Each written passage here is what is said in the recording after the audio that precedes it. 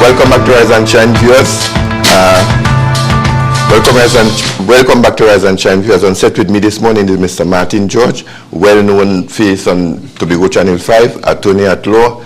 You know, he always comes and gives us a good perspective of the topics of the day, you know, of how things should go.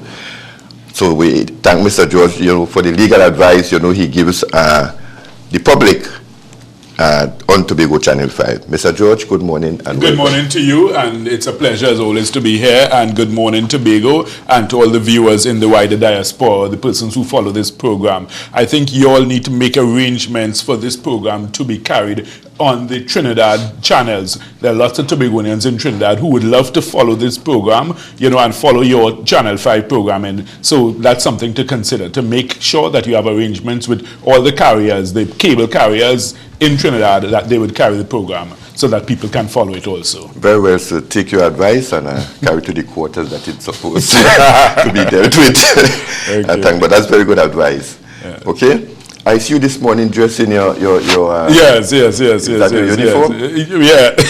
yes, my work suit. All right. Yes. Right. So this morning we're talking about the Milshirv project down at Milshirv, and we're also talking about the boat arrangement. Yes. Right. Quite recently, the courts had made an interpretation of the law relating to the responsibilities of the Tobago House of Assembly and those of the central government, right, in terms of the interpretation of the House of Assembly Act. Yes.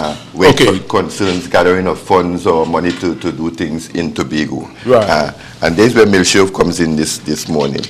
Tell us, Mr. George, tell us about the ruling first, you know, outline for the public what it is about. Last week, before Justice Dwani Budu Singh, he gave his decision in the matter which had been brought by the Attorney General in relation to the Milshirv Bolt arrangement and the financing package which had been constructed around that deal. Now, the purpose of the litigation was for the court to interpret. So in other words, whereas originally the action had been brought in the nature, in a very confrontational nature, and I think it was in the heat of some political campaign, you know, that this action was brought. So therefore, there was an attempt, I think, to stop the project and, you know, to get orders from the court in that regard. The matter was later refined because as a result of the application to have the project stopped, you then had the financiers having to come in. FCB was brought into the matter, you know, I think Beaver Construction, who were the persons who were responsible for doing the actual construction, they were brought into the matter because they were saying, well, look, if the project is stopped, we would suffer losses. FCB was saying, as the financiers, we would be exposed. So therefore, the matter got very convoluted at that stage.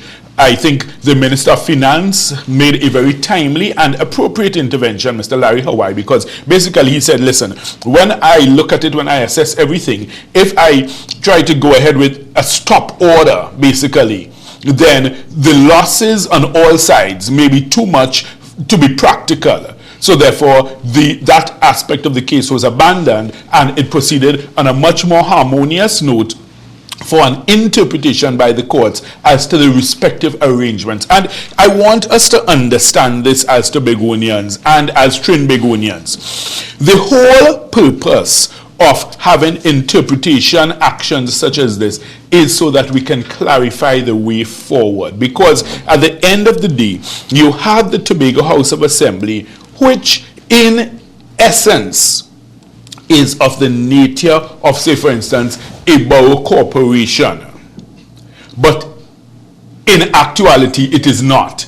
It has tremendously much more powers, authority, autonomy than a borough corporation. So therefore, if you consider, like for instance, Point Fortin Borough Corporation or Superior Borough Corporation, you know, the basic idea is the same. However, because of Tobago's unique position and its relationship to Trinidad, the powers of the Assembly are much wider and more diverse. So what we have seen over the years, and of course the politicians, they twist it and turn it for each of their own respective ends and means. But you see, we the public need to understand, forget all the hype and the hubris of the politicians, because they all have their agendas. In other words, they know that, look, they want to make their party look good and make the other side look bad. That's their job. Fine.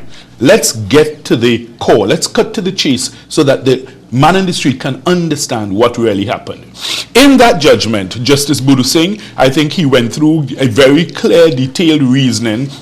And what he said is, listen, in terms of the powers of the Tobago House of Assembly as contained in the 5th schedule under the THA Act as amended, the 1996 amended Act, he says, under those powers which are set out there in the 5th schedule, it seems clear to him that the THA does have the power to enter into financing arrangements such as a bolt type arrangement. So in other words, he's saying that under the provision which gives you authority to deal with finance, because if you recall, and I'm sure you're well aware of it, under the 5th schedule, there are 31 specific areas which the THA is given authority to deal with. And there's a 32nd provision which says any other matters. So in other words, you have a wide range of things: land, marine resources, lots of things, agriculture, fisheries, several things are itemized and enumerated. And among those things, you have finance. So he says that, look, basically when one looks at it, under the provisions of the legislation, and even when you take into account Section 75 of the Constitution, which deals with the overriding power of the cabinet, okay, because that comes into play, because you have to look at the issue of, even though the THA may have these powers, can they exercise it independently or without the blessings or the approval of the Minister of Finance? So you juxtapose the provisions of Section 75(1) of the Constitution, which deals with the overriding power and control of the cabinet over the affairs of Trinidad and Tobago. You look at the provisions of the Tobago House of Assembly Act, you look at the provisions of the 5th schedule, and you analyze to make sense of where exactly do the real powers of the THA lie. And that's what it is about, because essentially, and I want Tobagonians to understand this comes down to a question of a power struggle. In other words, you've constantly had that friction between central government and the Tobago House of Assembly as to who controls what, who controls turf. And you see it played out even in the most, superficial and simplistic ways, such as, the opening of a building, who is invited. If it comes through the Ministry of Tobago Development, then they think, well, okay, they must have all the government ministers there, and they sideline the people from the THA, or they put them to sit at the back, and then, the THA officials, they feel, well, they're slighted, so therefore they're not attending, or they leave early, or they walk out, and this is the kind of petty foolishness that Tobagonians have been subjected to over the years. And it's time for us as the people, we the common man, we need to stand up and say, hey, listen, you could carry on your fight and your folly, but listen, we need to deal with the bread and butter issues. We need to know, say for instance, even in that Milshirv project, if you have a $320 million project, because that's really the value of the project. If you have a $320 million project taking place in Tobago, who are the main contractors?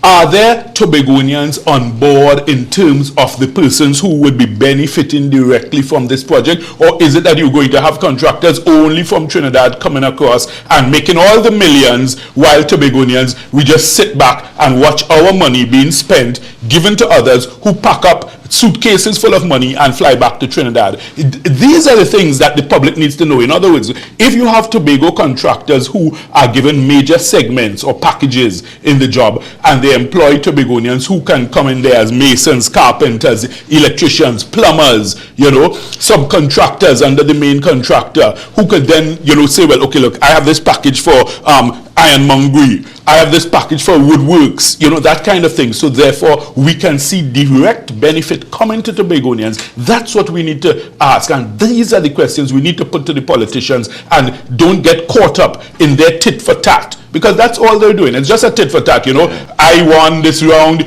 you win next round. And look, let them take that and they carry that wherever. Let us ask them the relevant questions. You ask yourself, even the goat race facility, which was built, at Buku for $120 million reputedly. Who was the contractor on that? Was it a Tobagonian? I do not think so. And these are the questions. So in other words, $120 million being spent. Are you telling me that no Tobago contractor can build a goat race facility? Come on. We are the kings of goat racing here in Tobago, and we cannot even build our own facility. So you ask the politicians these questions. Ask them, why is the money being spent that way? Why is it being, basically, let me tell you, the public in Tobago has been fooled for too long, because you know what? It's simply a recycling plant, like a washing machine. Okay? You put it on the spin cycle.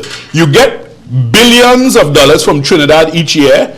It filters through the assembly, and then the assembly chooses all these people from Trinidad as the big contractors and sends the money right back down to Trinidad. So the cycle is there going over and over, and Tobagonians sit by and not realize what is happening. If that money, every year your budget is $3 billion, where's the $3 billion? Look around. I ask Tobagonians, you walk through Scarborough. Walk through Scarborough. Look at the dilapidated state of it. Okay. Look at how it's, run down. Can you see evidence of your $3 billion every year? It's not there. It keeps cycling and going somewhere else. Right. Okay, Mr. George. I see you. I'm passionate. I'm passionate about Tobago. Let's use that word. Passionate. Very passionate about Tobago. But let's talk about the contractors, because there are other services as well in the THA that are contracted, or not only the boat arrangement.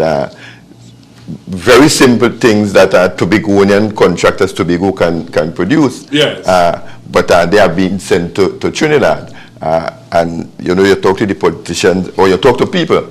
These people, they will tell you that it's cheaper down there, comparing prices and comparing what it may be 5% cheaper when you finish the building. And they are looking at the bottom line. Okay, and that's a valid point. And I would say this to the Tobagonian businessmen, the Tobagonian entrepreneurs, the young aspiring persons who want to provide a service. I would say you need to step up your game. In other words, I would say in any circumstance, I would give a young Tobago business person the contract, but I'm not giving it to you as a favor. I'm giving it to you because I expect you to deliver the highest quality and standard acceptable to international levels. If you are not able to deliver that, then I can't take the public's money and put it in your hands. So therefore, we need to balance it, and that's a valid point. If that's a point that the assembly is making, then that's a valid point. But then they need to also have the programs to educate, uplift, develop, inspire these young business persons, so they can understand what it is to bring their businesses, bring their standards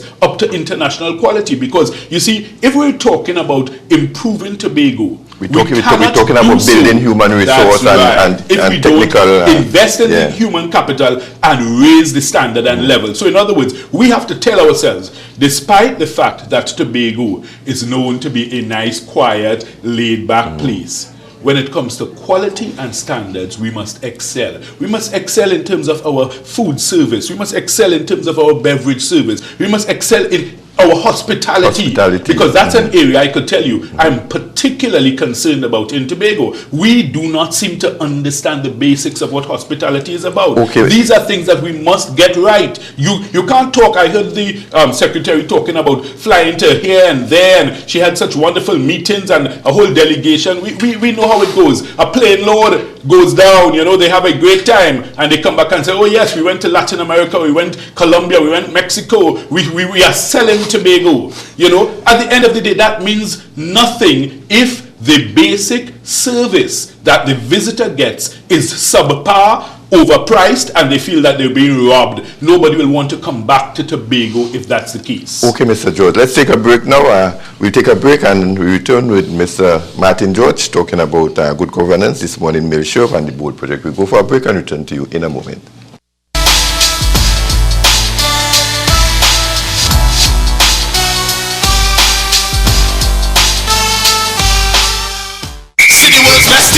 Take advantage, live the big dream. Take advantage, orange and green. Take advantage, advantage. Switchy mobile, advantage. Switchy mobile, advantage. Switchy mobile, advantage. 10 trips to Brazil, all the networks have nil. Advantage. We go in Brazil. Be mobile.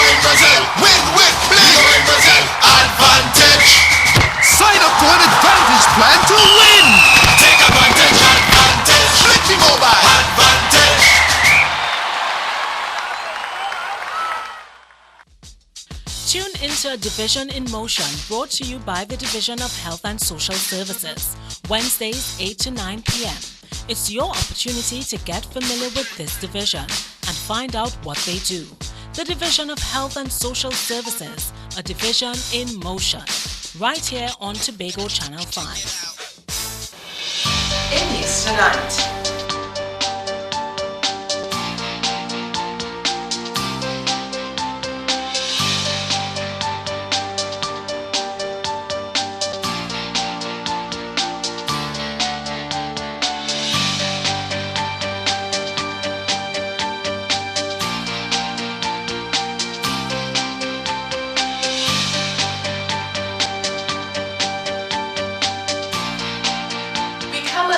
By downloading the TML Virtual Vision app today.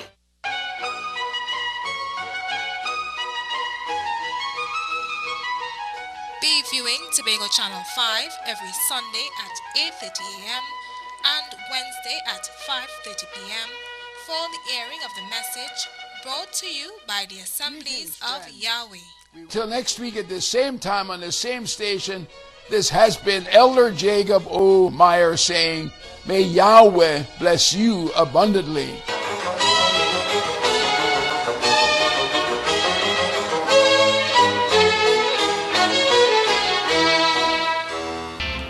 Trendy Concepts has you covered this Easter with new arrivals of dresses, shoes, and handbags in time for jazz, weddings, or that special occasion. A new line of fashion jewelry awaits you. Visit us this Easter and capitalize on our special discounted prices. Trendy Concepts, Uptown, Corner Main and Robinson Streets, Scarborough. Call us today, 635-1253. This information comes to you courtesy the Consumer Affairs Unit. Consumer Tips. I am an assertive consumer. I check for expiry dates, best before dates, on or before dates, best by dates, and used by dates. This information comes to you courtesy the Consumer Affairs Unit in the Division of Finance and Enterprise Development. Telephone number 639-6556. Attention all Trico Cable TV customers in the surrounding areas of Bagatelle, Friendsfield, Calder Hall Road, Bacalet Street, Gardenside Street to the junction of Main and Calder Hall Road. It's your time now. Trico would be switching you to digital cable TV on Monday, 2nd June at 8:30 a.m. Come into any of our offices at E-Tech Mall, Sanctus Hills, or Morset Plaza today to regularize your account as distribution of digital cable boxes begins on 12 May 2014. Remember, if you have one TV, you need one box. 2 TVs, you need 2 boxes. 3 TVs, you need 3 boxes. Come into Trico and regularize your account today. Experience the future in cable TV technology with Trico Industries Limited.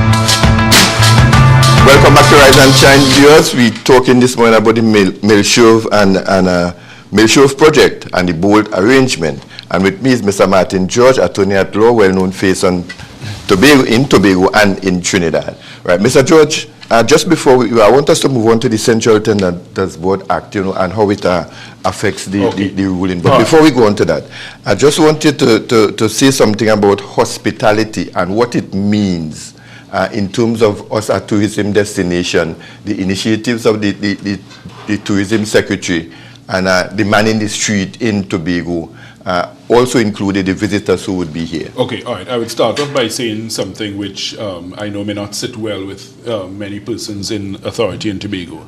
Tobago is not a tourism destination. And I make no apologies for saying that. We are a place where tourists sometimes come, but we haven't even begun to understand what it is to create a tourism destination. Tobago is not anywhere near there. You look around at other Caribbean countries, you look at Barbados, you look, St. Lucia is light years ahead of Tobago when it comes to tourism. You look at even little places like St. Kitts. You know, you go down in the area down by where the Marriott's Hotel is down there. It's such a lovely little setting down there. You know, you go to St. Martin, where they understand what tourism is about and what creating a tourism destination is. Tobago is nowhere near there, and we need to stop kidding ourselves. We need to stop fooling ourselves. We need to stop allowing the persons who are supposed to be in charge of tourism to simply ensure that they get foreign trips. You know, they go, you know, New York, they go Miami, and they say, you know, they're going to this convention and that convention, and they're supposed to be, you know, promoting Tobago. We need to put a stop to that. We need to get to the basics. If you do not have good service, we have a hospitality training institute here in Tobago, and I know they are trying their best in terms of trying to educate and elevate the standard of service in Tobago. But trust me, if the leaders do not make that a priority, then you cannot even begin to talk about having a tourism destination. People need to come to a place where good service is a minimum. It's expected.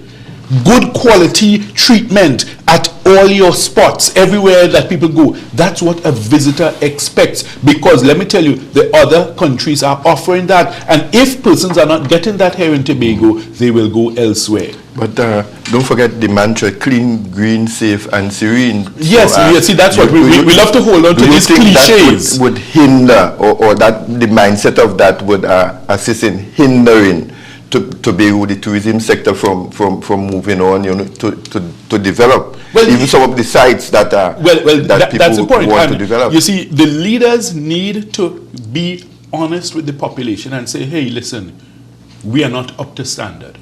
Let's accept that as the starting point. In other words, you must know where you are coming from before you can move forward to build. If you don't even accept where you are, then you can never know where you're going. So let's put the cards on the table and accept we are not a tourism destination.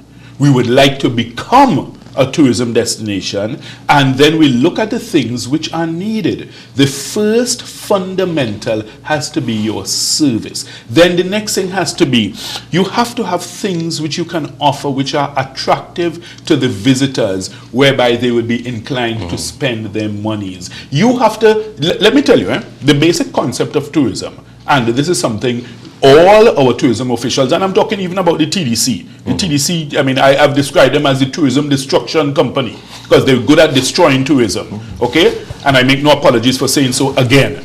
They don't even understand what it is about. Tourism is, and I'll put it simply, this is a definition I have come up with, which I think applies across the board. Tourism is a way of pleasantly separating a visitor from his money in a way that he's happy to come back and do it all over again. So in other words, you give a visitor such a wonderful experience when he comes to your country. He would, you know, he would pay for this, he would buy this, he would, you know, because he's having such a great time. He would go back, he'll tell all his friends, he'll say, hey, listen, Tobago was fantastic, let's go back again. So in other words, that's the essence of it. You look around, when the cruise ships come into Scarborough, I feel sorry for those visitors. You know why? They are walking around like they're in amazement. Where's Scarborough? Where's the city? You know, what is there to buy? What is there to do? There's nowhere for them to spend their money. You know, instead we organize a proper cultural show of a high professional standard and charge the visitor for them to come in to a nice school auditorium where they can have a well professionally, you know, prepared show delivered of highest quality. No, what we do, we pay little local groups for them to come down by the dock and perform for free. So the tourists get this for free. Does that make any sense to anybody? Where would you get the money from the tourists? If you are saying that tourism is a way of generating revenue, then you have to provide means for the visitors to spend their money. You need to provide attractive things for them to be able to do that. You look at that whole stretch of the, you know, the port area by Scarborough. That whole area should be properly developed. When you land, say for instance in St. Kitts, you land where the cruise ships come in, and you have the area there by the port. You have all the nice bars, you have all the nice stores, everything well laid out. You know, they understand what this thing is about. We are light years behind everybody. Okay, Mr. George, we'd have to bring you back to talk about Sure. specifically about tourism, but we want to move on to the Central Tenders Board. Yes. And, you know, what part it should play. We know the Central Tenders Board has a very important role. Right. In And Trinidad this and Tobago. actually is, unfortunately, the more important aspect of Justice Budu Singh's judgment.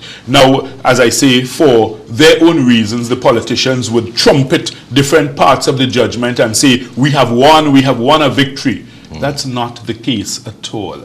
In other words, the first part, the judge said, yes, the THA is empowered to enter into these bold type arrangements. But the second part, the sting in the tail, is where he said, however, the THA is subject to and must be circumscribed by the provisions of the Central Tenders Board Act. And the judge is quite correct when he says so.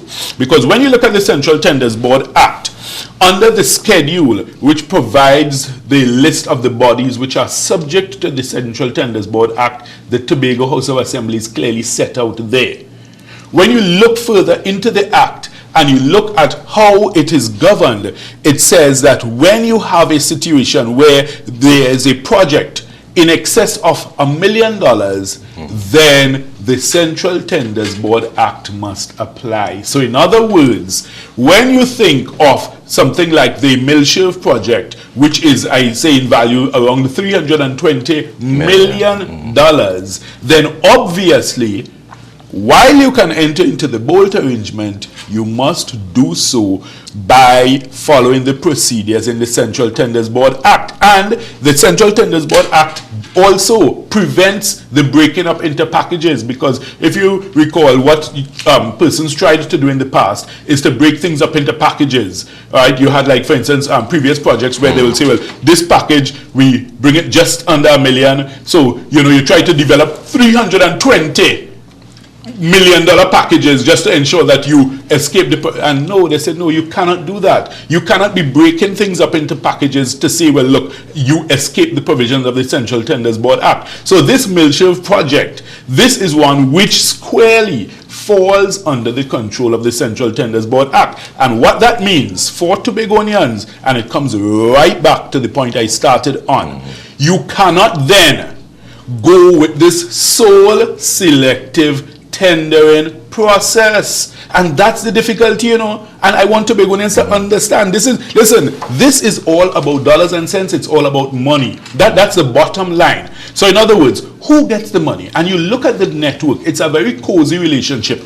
Ask yourself, what are the relationships between the persons who first proposed this Milshirv idea to the THA? Look at the players, see who they are. We need to understand these things. And then you look at the family connections. And it's all from Trinidad. Look at the family connections between that group and the group which controls the main contractor, Beaver Construction. We all know which group that is. So in other words, when you look at the connections, you realize it's himself to himself and back to himself. And the money is circulating in a nice, small, tight, cozy group.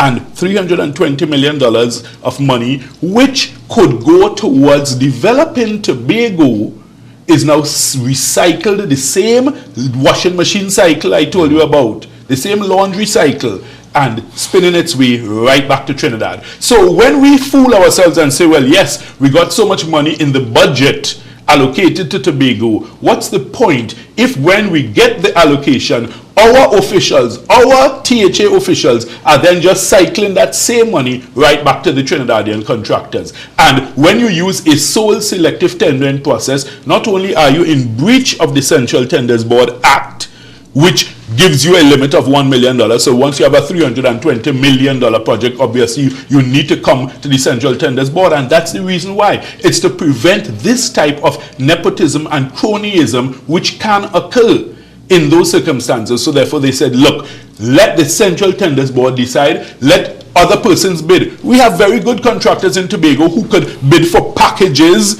you know, a $15 million package, a $20 million package. They then would now employ the Tobagonians who are in their workforces and their work crews and say, well, look, all right, I'm giving you this package for electrical works, this package for ironmongery, this package for woodworks, this package for cabinetry, this package for outfitting and furniture. Come on, are you saying that we are not capable of doing that? Look at how many examples we have had of successful Tobagonian businessmen who have been able to scale the highest heights. You have Bob York, you have IT McLeod, you have so many persons. We have a former governor of the Central Bank, Victor Bruce. So we have persons who are much more than capable of understanding finance and business and being able to, you know, do the very best.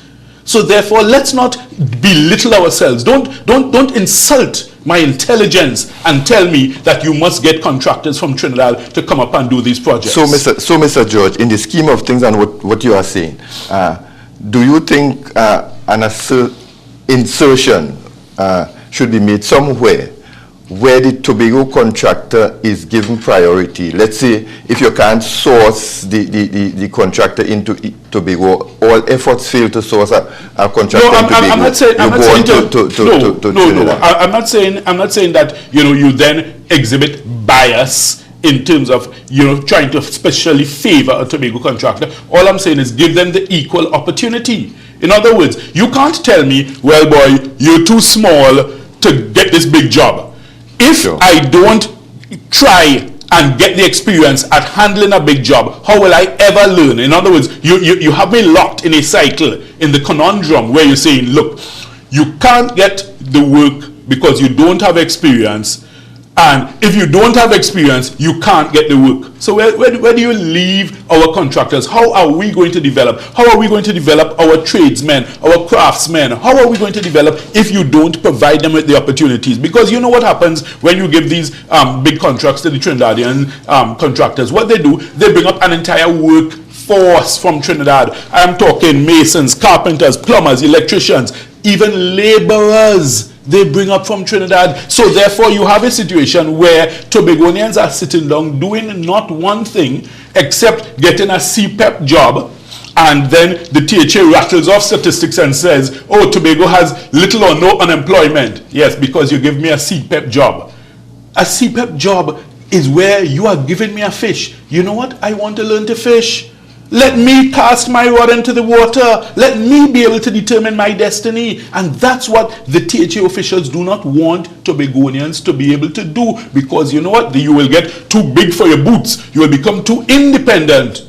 And therefore you will not need us. So we must keep you in subjugation. We must keep you in a state of dependency. So therefore you will not get the big contracts. Let us give it to Trinidadians who we have no fear of. But you, the persons who have to vote for us, we must keep you in a state where you need us every day. So therefore, when election time comes, you must give us your vote. We need to break free of these things. And I'm saying this applies to the politicians across the board. It's not one political party. Right. All of them are guilty of this culture of political subjugation, and you have too much of this occurring in Tobago, keeping us back and stymieing our development. All right. Let's talk a little about the work ethics, work attitude about the average Tobagonian, you know, in terms of working on projects long hours, you know. Right. Very good idea. Very good point. Now, that's another thing.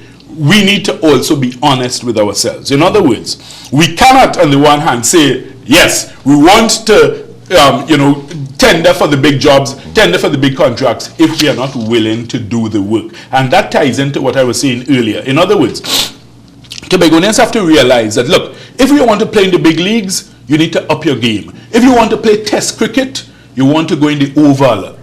That's where you want to be. True. But to be in the oval, you have to be of a certain standard. And we need to get back to that. We need to get back to that discipline. Tobagonians have a long and rich history of being dedicated, hardworking, enterprising, entrepreneurial and successful people. But we have lost that because our culture has been destroyed by the CPEP and URP mentality. In other words, when you start giving an entire generation the idea that, look, you can get something for nothing, then they figure, well, why work hard? Why do I have to sacrifice and make the effort when I can sit at home and somebody is signing my name on a register at a CPEP ghost gang? I'm getting paid for doing nothing. So we need to break that culture, break that cycle. That whole CPEP URP idea, which has destroyed Trinidad, and it has then spiraled into the criminal activity, the gang activity, the killing people for contracts, the NHA scandal with, the painting contracts. All of that stemmed from that basic idea where you feed people the notion, the fantasy really, that they can get something for nothing. There's always a price to pay. And we as Tobagonians need to understand that. I'm not saying that the CPEP workers don't do a useful part of the working society, but we must understand that that cannot be the aspiration for Tobagonians. I don't want to see that as the future for Tobagonians. Tobagonians must not be just maids and cleaners and gardeners. We must own the businesses and have maids and cleaners and gardeners working for us. That's where our vision needs to be. That's where we need to start focusing. How can we convince the people in authority, the politicians, the CEOs in Tobago that this must be part of the building, development? Well, you see, you see exactly like how we are doing this